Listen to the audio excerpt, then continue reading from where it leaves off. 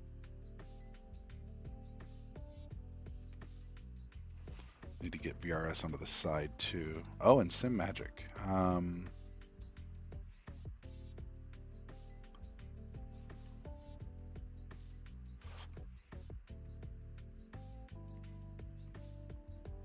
Let's think about where to put Sim Magic around here. Could put it here. I've already got it on the back bumper on the side there. I could put it here. Let's look for Sim Magic logos. Oops. I haven't really done much Sim Magic logo looking.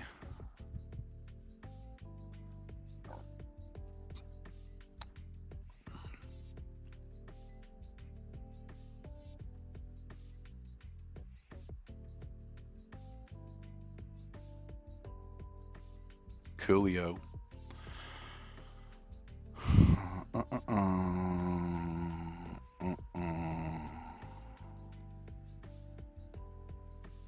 Transparent background for the win. Let's think about where you fit, kid.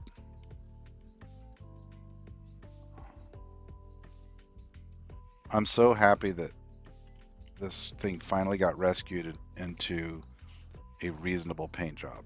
I was really, really unhappy with it for a very long time, and I'm glad that we've brought it back to life. Sometimes they just need lots of experimentation. All right, what was I looking at? Just under the lights? Let's give you some mascara, car.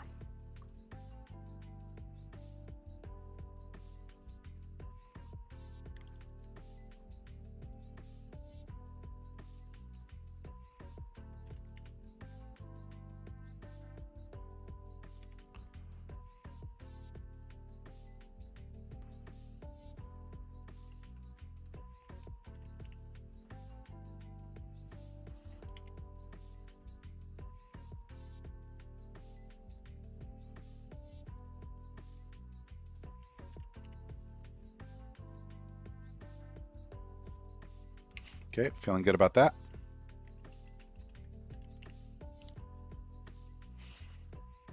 Yeah, I like that. Works out nicely. Let's leave that on the left. And that way when I duplicate later, I should be able to flip that around easier.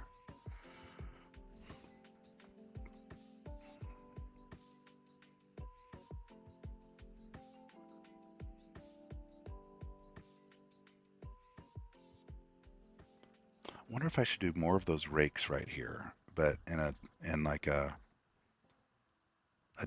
slightly different shade of orange, like I did back here. But that could be interesting. No, I think it's starting to get too busy. I need to think about maybe a logo, maybe a Michelin logo here, and then call it a day on the graphics, on the logos.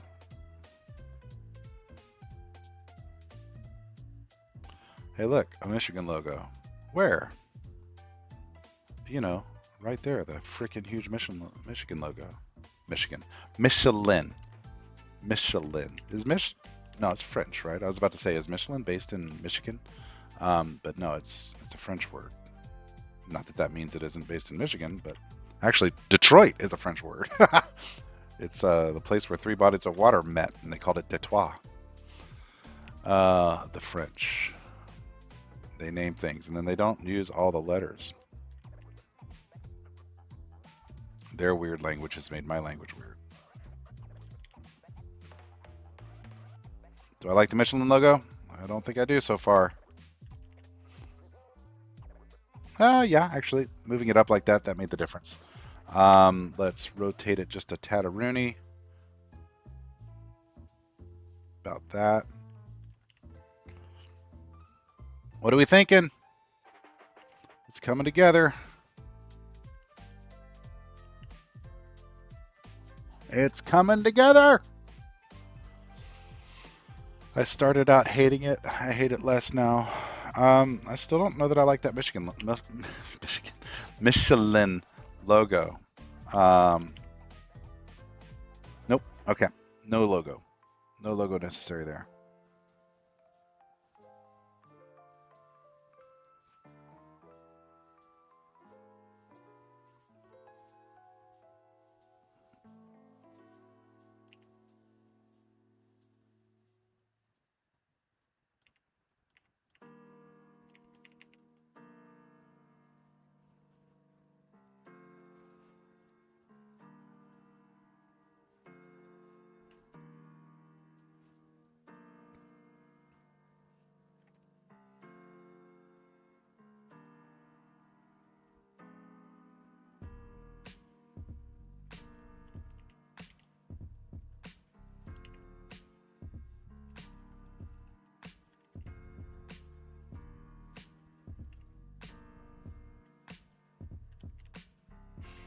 Okay, kind of like that.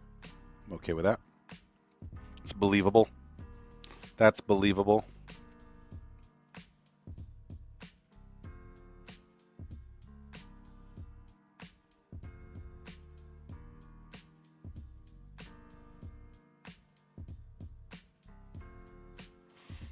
All right, let's do the rear.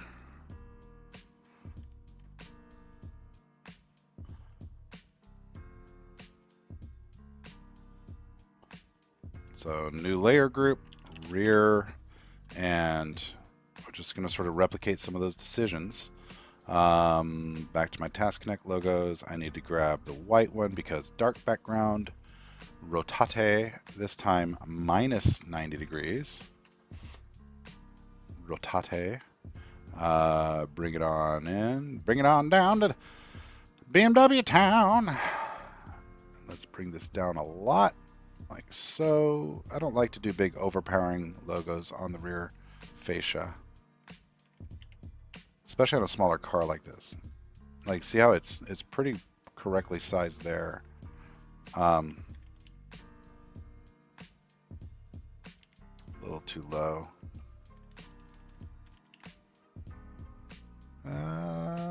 Yeah.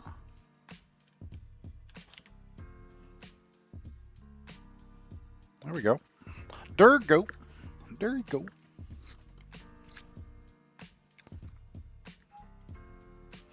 There go.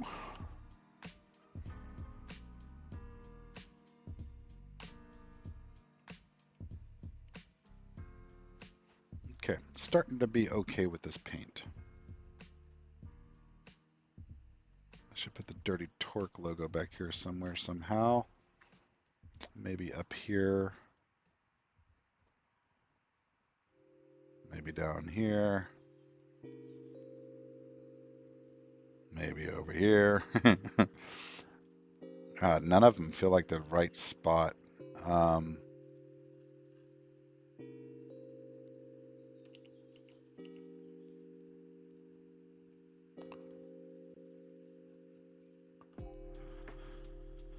Minus 90. Rotate. Downscale, please. Let's go that big. And think about it here. No, the Sim Magic logos are going to be too dominant there. I know this won't work for sure, right? But I'm just putting it there for scale for the moment. I'm going to put it on the top right, I think. So to the right of the roundel.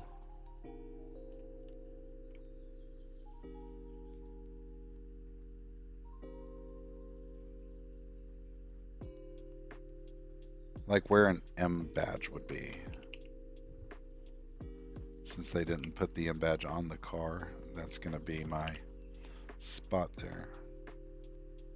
Or actually, should I put it on the other side and put an M badge there? There's an idea. Yeah, let's do that. Let's balance it out by putting this over here. And then I think, if I remember right, in my BMW folder.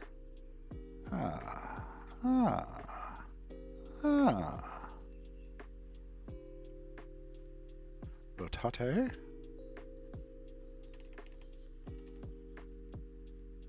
Oh, does that have a weird background thing happening on it? It sure enough does.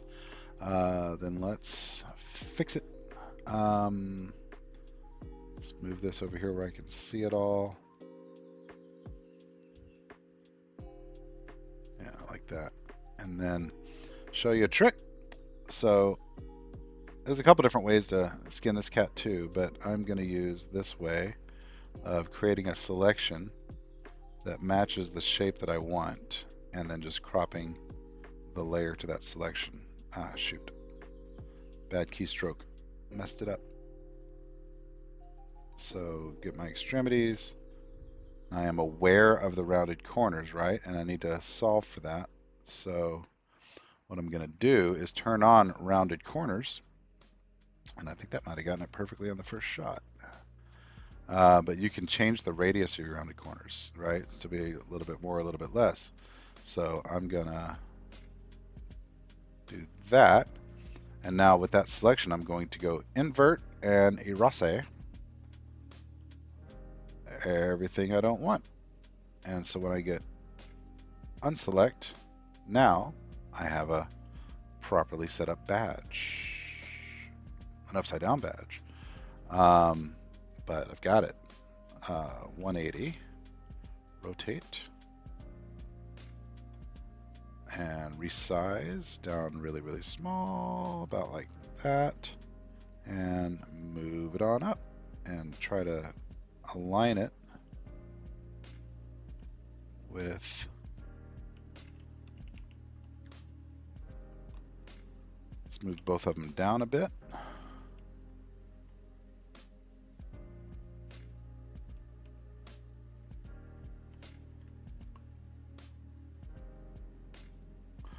One, two, three, four, five, six.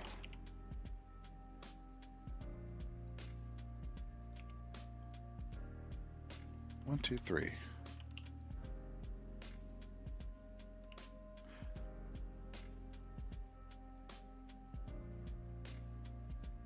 One, two, three. There we go. I think that fixed that problem.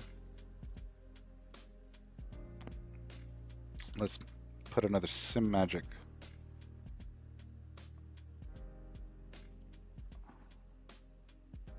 Where the heck is that Sim Magic? White icon? Okay.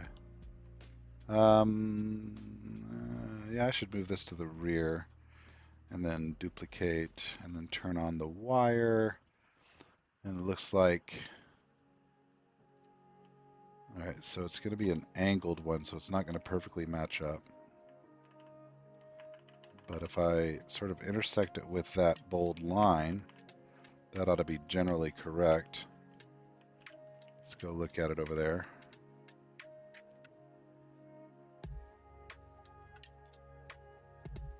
It feels like it's way further back on the left, doesn't it? So let's go to about there. That's better.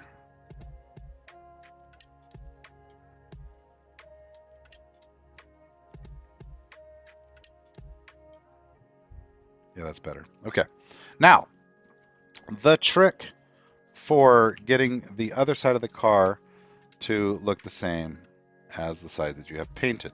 First thing I'm going to do is hit Control S and save my work so far because I'm about to make broad edits.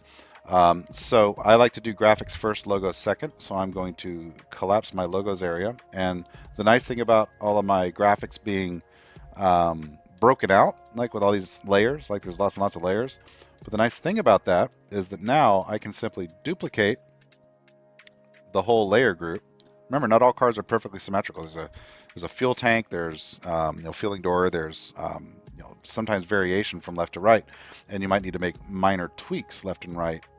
Even though that makes it less symmetrical, it makes it more correct. So now I've got a left copy. We can just call that right if we want. Doesn't matter. But what I've got is a whole set of layers. I've got a duplicate set of layers sitting on top of my layers. So nothing appears to have happened, right? If I turn that on and off, nothing appears to have happened. But if I now go back into that flip tool that I used earlier for the bumper, if I use that flip tool and hit boink on the whole thing, the whole set of layers has replicated itself over there. Now, I want to make sure that they're lined up the same. because it doesn't center it perfectly automatically, right? So I'm going to pick some arbitrary point where things are intersecting, such as where the black line intersects with the grid here, and then I'm going to find that spot up here, right? So I'm looking at right here where they intersect, and I want to make. I'm just going to move the entire set of layers like so until the black line intersects right there. Notice how I've got sort of a half pixel there, and then down here I've got a half pixel on the right side of the line, right? A half painted pixel. Here I've got a half painted pixel on the right side of the line.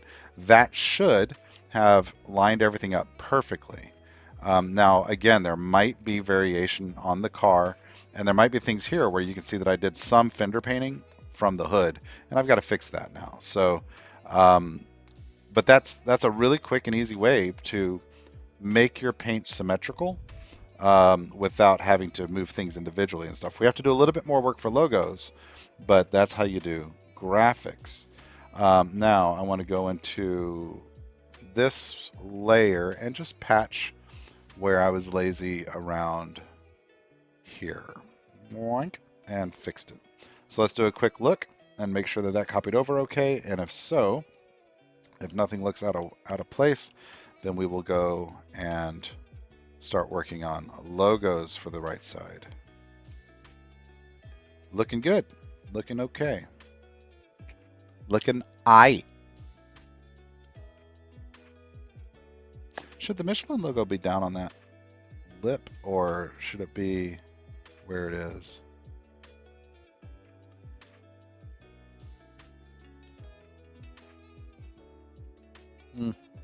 Okay. Don't know. Don't know how I feel strongly about it. All right, I'm going to turn the wire back on for this, but I'm effectively going to do something very similar to what I just did. So I'm going to collapse graphics now. I'm going to expand logos. I'm going to go to the left side and just sort of confirm that I did all my placements correct. If I turn off that layer group and back on, I should see all of my left side logos appearing and disappearing. Okay, so the problem here is, of course, my logos are going to be at angles and stuff. And so this is a little less exacting than what we just did. I'm going to duplicate the entire left side. I'm going to call it right.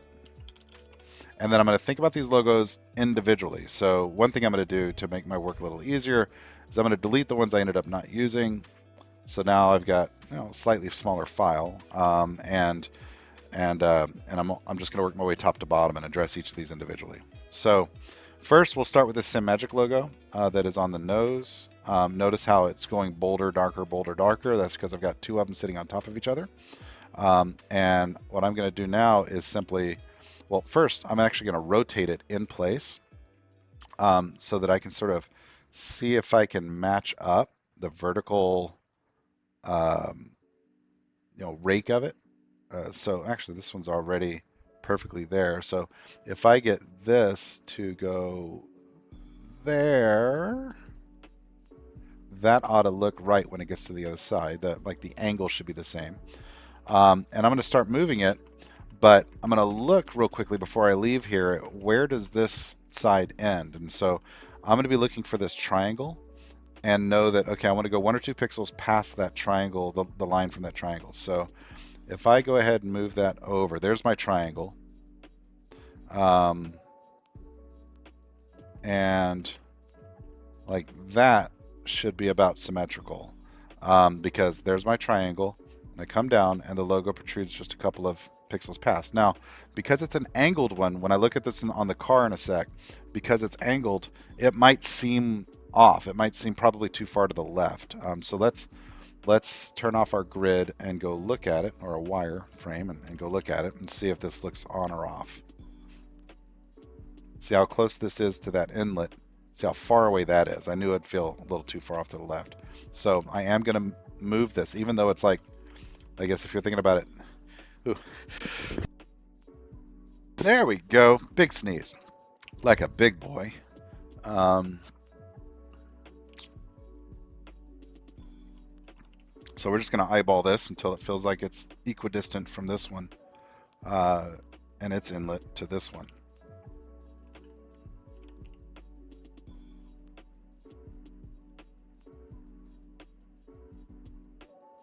It's not, it doesn't have to be super precise.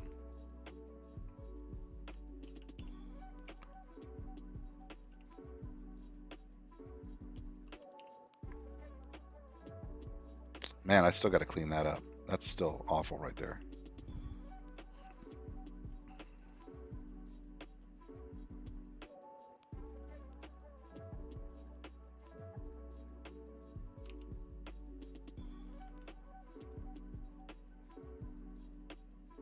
Oh no, have I been moving this one?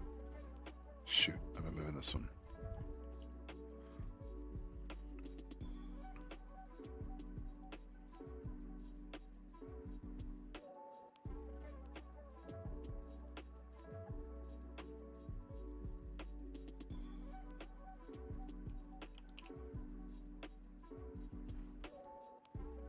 Okay, I think I like that more. That works. I still need to clean up this mustache though, that grill area.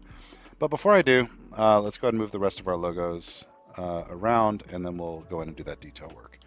Now, just like we just did with the SimMagic logo, I am going to, in my logos area, find the right folder. Yeah, okay. And then on mass, I'm going to move all of these up. I'm just going to click up, holding shift, clicking up, clicking up, clicking up, and I'm just going to put them on that side of the car, turn my wire back on, and then position them and rotate them individually. So the Dirty Torque logo, I'll start left to right here. The Dirty Torque logo, I'm looking for this line that comes down and goes across, and I know that I want the top of Dirty to intersect there. So on the other side, it'll be the Y there, right, I think. So let's find that and move our logo into place. So I want to go Dirty Torque and move it in place. And then where was it again? Sort of center, so down to, there it is. Okay, there's that line. So let's rotate this first in position, 180 degrees. And then I'm going to come down, down, down, down, just like clipping. And here you can see that this line comes down and around and intersects at the top right there, just like on, actually, hold on. Nope, okay, I was wrong. It needs to go there. It's this side of it, the 4 side of it, that needs to be in line. Okay, so we've done that one. Now we're going to do, working our way left to right here, or what's the symmetric logo here? Oh shoot, I moved that logo. Let's move it back in.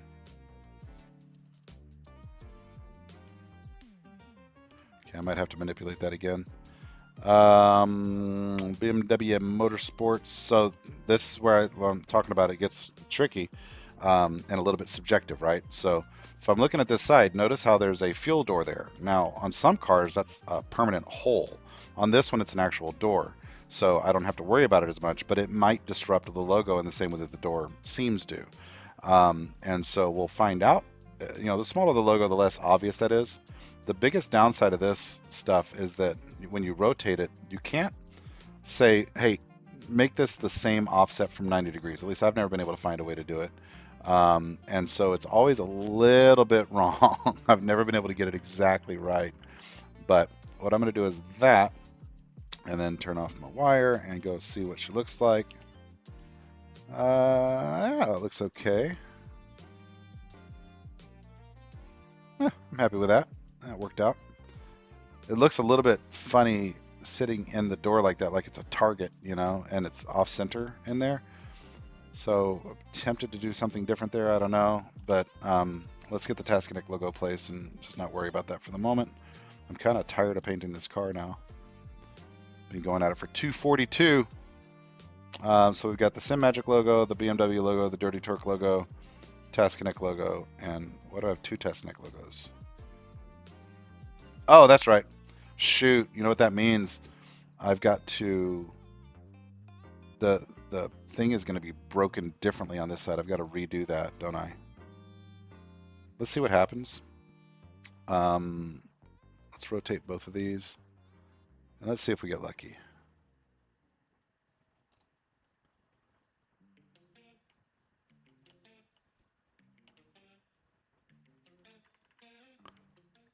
Turn our wire back on for placement. And where we have this going in,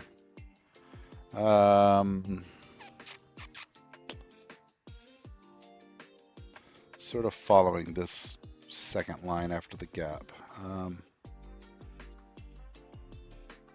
So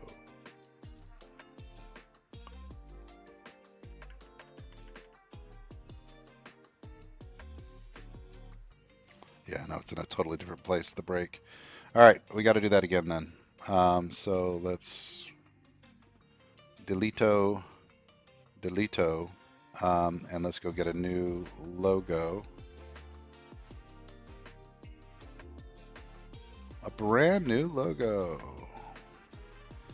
And let's size it appropriately first.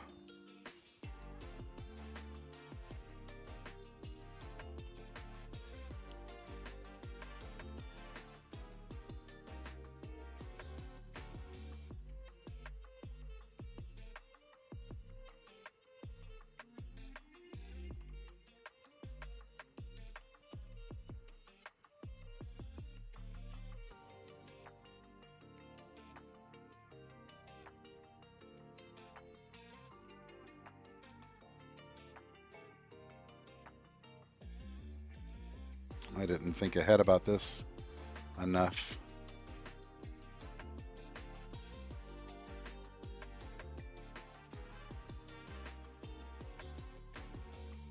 Okay, that's really close.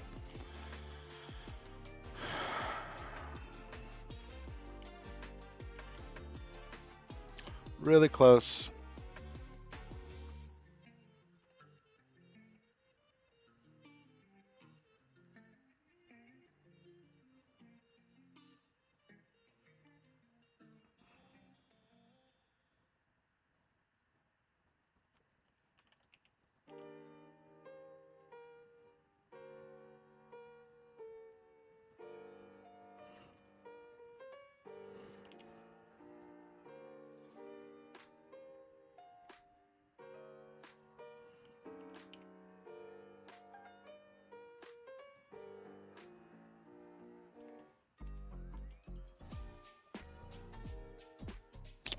You know, the brake isn't...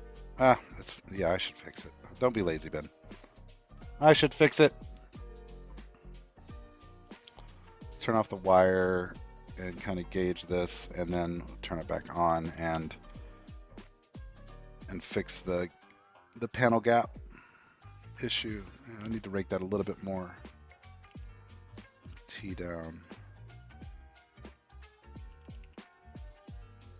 Okay. If you weren't here earlier and you're here now, let's talk about the best way I've been able to figure out to make these align, because sometimes the door panel gap will cause alignment problems. So did this earlier in the video on the left side. Now we have to do it over here as well. First thing, I'm going to duplicate the layer. So now I've got two logos sitting on top of each other. Next thing I'm going to do is simply draw using the center line, match this curvature, and I'm going to just envelop half the logo here, and let's just drag that over to where I'm, as close as I can. Doesn't have to be hyper accurate because some of this stuff is hidden inside the fold. I am drawing that line there. Now, if I export that again, you'll notice that on the car I can only see two lines, right? The third line is sort of in between the gap, and that's why I've anchored on the center line here. Now, what I'm going to do is, think of this as front and back of the same logo. I'm going to erase from the top one half of it, and then I'm going to go to the other layer, and I'm going to invert my selection, and I'm going to carve out that half of it. So what I have now is half of a logo and half of a logo that I can move independently. So select none. And then what do I need to do? I either need to bring the left side down a click or the right side up a click. So I'm going to turn off my wire now so I can see the details better. And I am, what happened there? Export. I am going to bring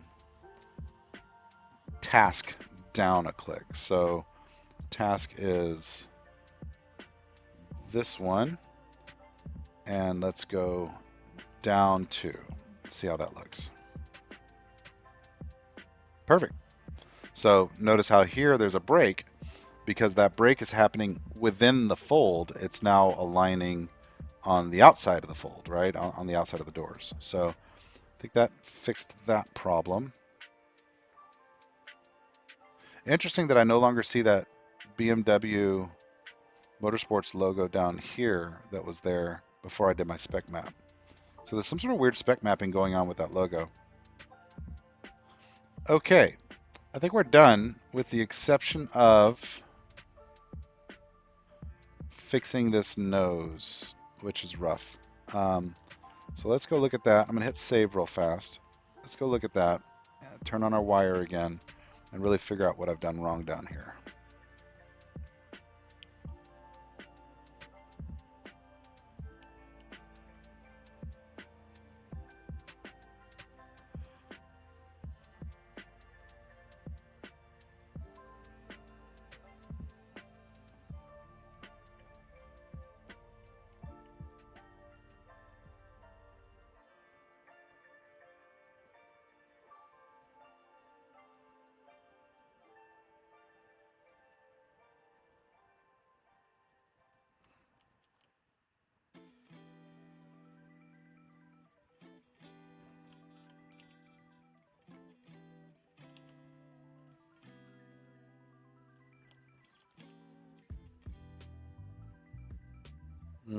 Worse. Tempted to just go freaking.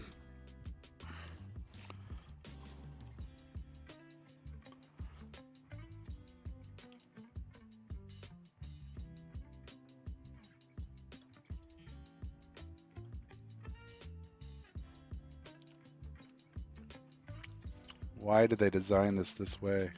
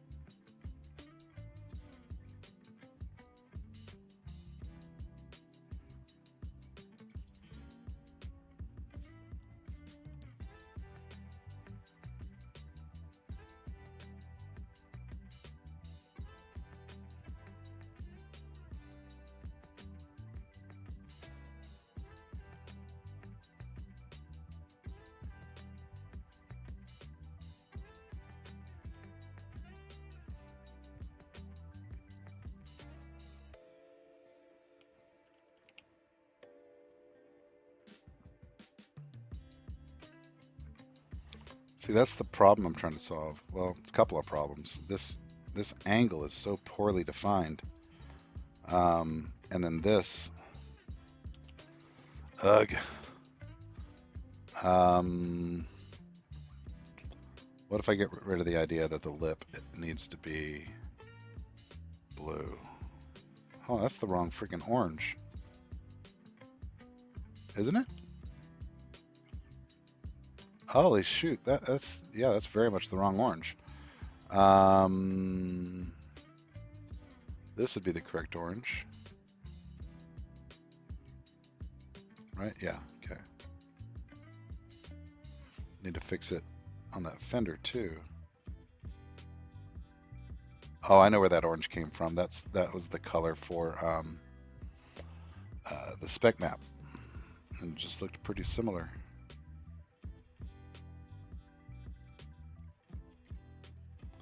Looked pretty similar at a glance. Ugh, look at that. It's awful.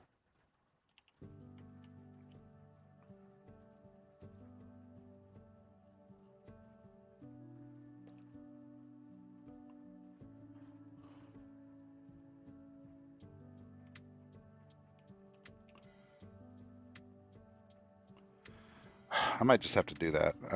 I don't want to, but I just might have to because I just don't think I have the patience to fight with how frustrating that is right there. maybe I can look at one of the um, provided templates and get those shapes. I don't know if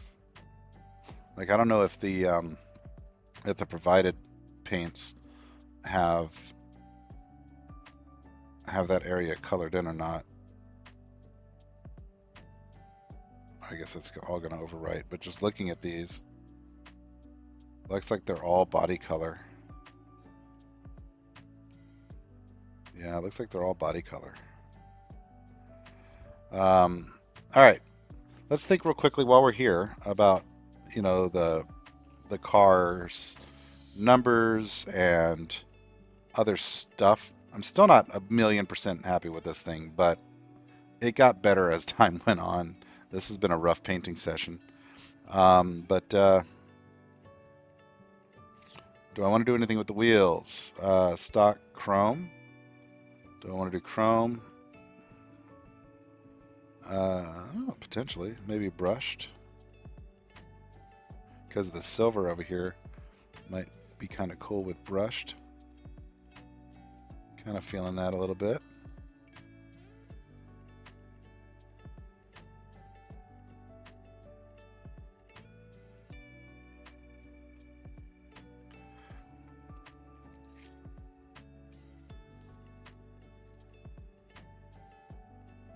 So wheels and numbers must be done within the sim if you're going to use the in-sim numbers. Wheels must be. Numbers not necessarily, because there is a hide numbers option that you can use to, like, if you've got a really custom number. Like, for example, if you watch the eNASCAR series, the Coca-Cola series, you'll notice that the team-specific number formats are there on the cars, even though that's not one of the fonts that's available here. I won't go into that in detail here. I actually never used that functionality, but it is available for you to be able to hide the default numbers entirely and utilize whatever custom stuff you want. It's just that the numbers won't be dynamic with your iRating, right? So as you get assigned a different number because you're the best or the worst or somewhere in the middle in a given session, you're sort of relegated to. I didn't put a Sim Magic logo on the back at all, did I? But you're sort of relegated to always having that number 6 or whatever you choose. So I don't really use it. I don't do as much league racing as I do official. Okay, so I guess last step here. You finished your paint. I finished my paint. As always, save it. Because I did a spec map, I'll have 3 files that I've created. So if I go look real quickly at my paints folder here for the BMW M2, you'll notice I've got 3 files, 2 of which I created, 1 of which the game created. My main paint file is this, is the one that's just got my number. The spec map file that I created is the one that says spec. Now, the spec map file that it actually uses to render the roughness, the texture, the reflectivity, is this MIP file, which the game creates from your spec file. So when you go to your Trading Paints file, or profile, and you search for the car you want to upload, and I go to my BMW M2,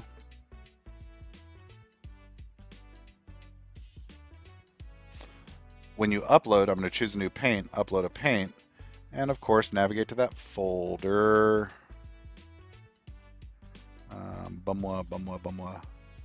And upload your main file, right? That's going to process. Got it. And then also add the spec map. Select a file, boink. And you'll notice how the MIP file is available, but not the TGA file that you created. So open that, and that's going to bring it up. And of course, if you want to have a different looking paint for, like if this is a GT3 car, you should create an IMSA version and a non-IMSA version, a WEC version of each, right? And if you want to use a different one for different teams or different series, different leagues, whatever, then you can choose, make variations of your paint to use in various types of series and stuff. So here we are coming in just short of 3 hours, which is about what it takes me to paint a car every time. So if you're just getting into painting cars, good luck, have fun. I hope that this has been helpful and informative to just see my process. I wish it was one of those paints that I came out feeling super enthused about. It is not. It's okay, but it's probably going to undergo some revisions later if I have any good ideas. I am glad that I had a couple of epiphany moments. I think these things saved the whole paint. I was dying with that negative space, but those coupled with the spec map decision, I think saved this paint.